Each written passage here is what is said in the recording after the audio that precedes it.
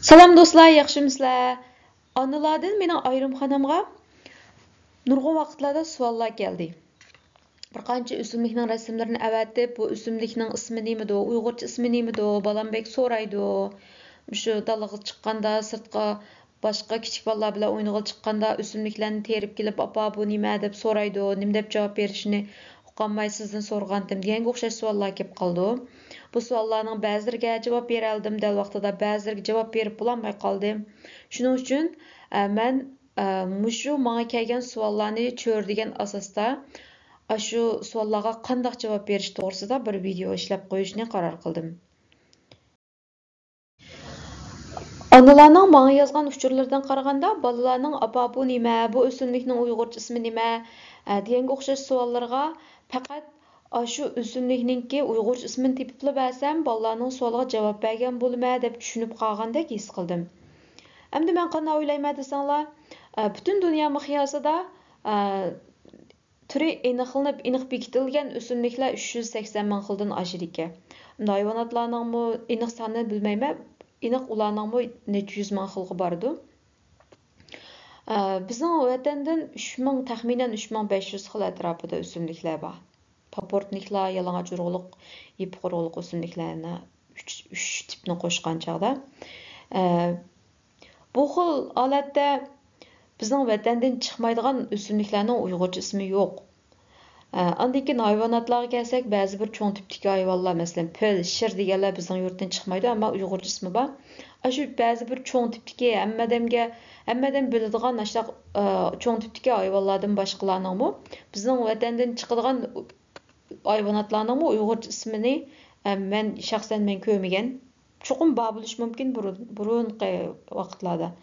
80 yillarda oliy maktabda o'qigan o'qituvchilarimizniki davrida bor bo'lishi mumkin, ammo men ko'rmagan.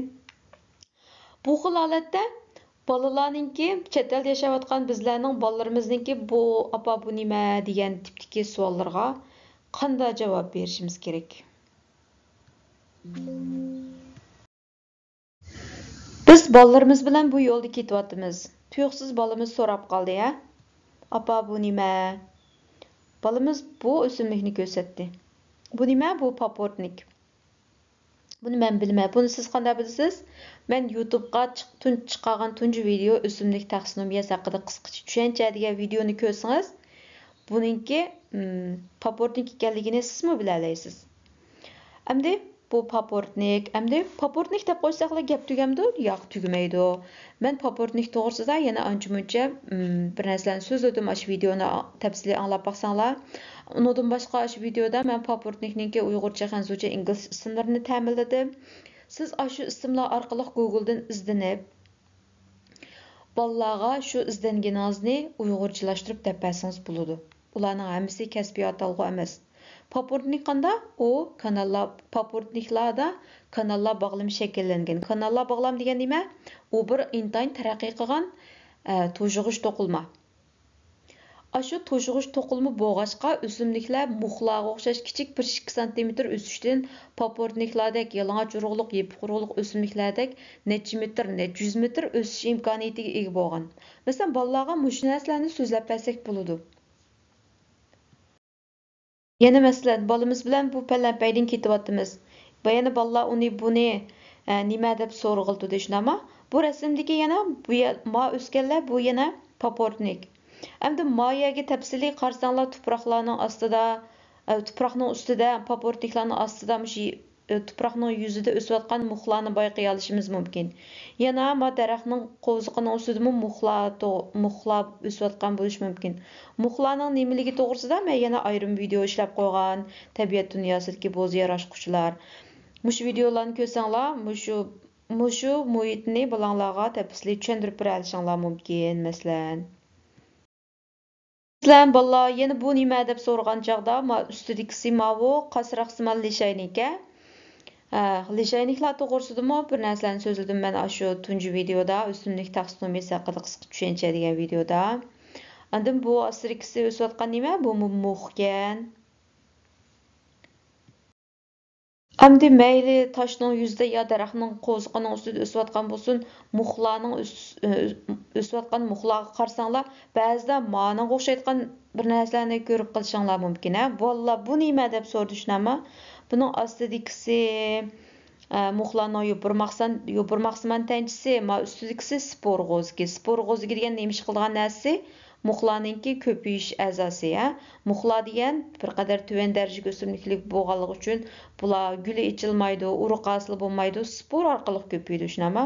Mushu g'ozak g'oziki mavu, mushu g'oziki hozir xom holatga pishgan chaqda buning ichidan ushaq donchidek sporlar to'kildi, shunlar shu orqali ko'paydi. Ballar bilan yana hayvonotlar bog'chisini cho'gildingiz yoki boshqa bir yerlarni cho'gildingiz, bu hayvon oldingizga uchrab qoldi. Appa bu nima dedi? Bir qarasangiz kaslanchukka, bir qarasangiz salmoq o'xshaydi ekan. Nimaligini bilmadingiz, shunama tangirqab qoldingiz. Hech tangirqishingizning hojati yo'q. Bir qarabla buning hech bo'lmaganda qo'shmakonliq hayvon ekanligini biladingiz. To'g'ri? Qo'shmakonliq balam bu bir xil qo'shmakonliq hayvon ekan. Qo'shmakonliq hayvonlar deganimiz butun hayot davrligida hem suda hem quruqlikda yaşayalaydigan desek bo'lmaydi. Material ko'rib baqsaq bilamiz, butun hayotiy davrligida hem sudan hem quruqlikdan ayrilanmaydi. Demak, ma'lum bir qismini suda, ma'lum bir qismini quruqlikda tamomlaydi butun hayotiy davrligining cho'liqi.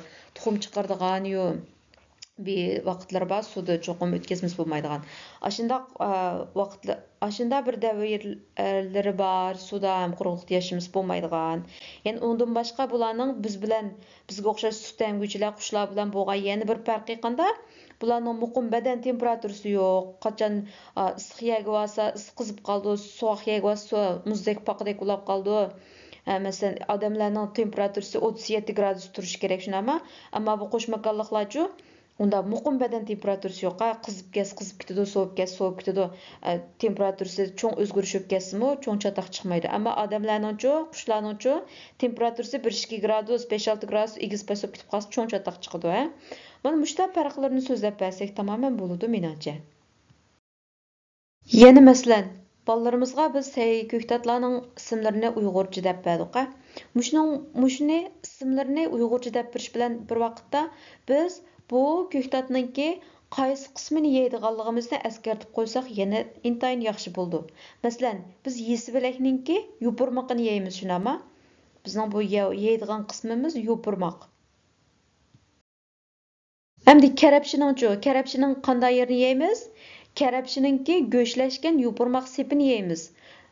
Belki yopurmoqni yeydiganlar bo'lishi mumkin. Masalan, ma yeshil qismini, ma yopurmoq qismini ishqilib yeymayman. Men yeb qolsam, masalan, yopurmoq sepini yeyman.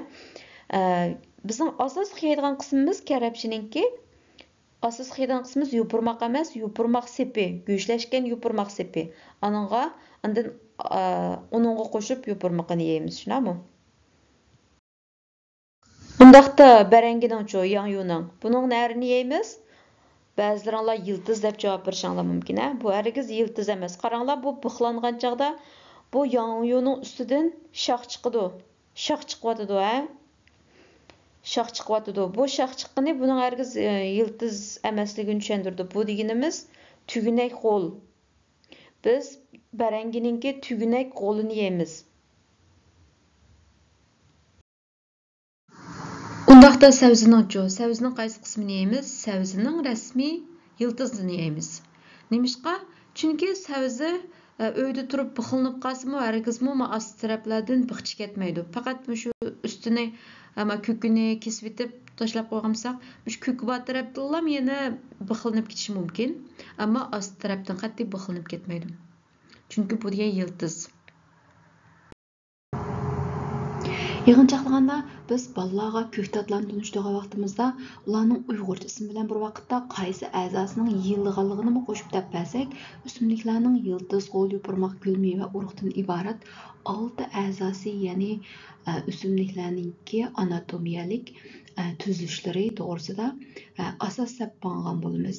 Undan bolalarning boshqa yo talada o'silgan yo o'simliklar to'g'risidagi savollarga javob bergan vaqtimizda o'simliklarning uyg'urcha ismini deyaligancha demay qolsak, ularning qaysi tipga tavaligi, ularningki shu tipniki o'rtaq aloyligi, boshqa tiplar bilan bo'lgan farqi deganlarni qo'shib so'zlab bersak, bolalarning kallasidagi tarqoq ayrim uchurlarning o'ttirsida bog'lanish shakllanadi-da, bolalarning kallasidagi uchurlar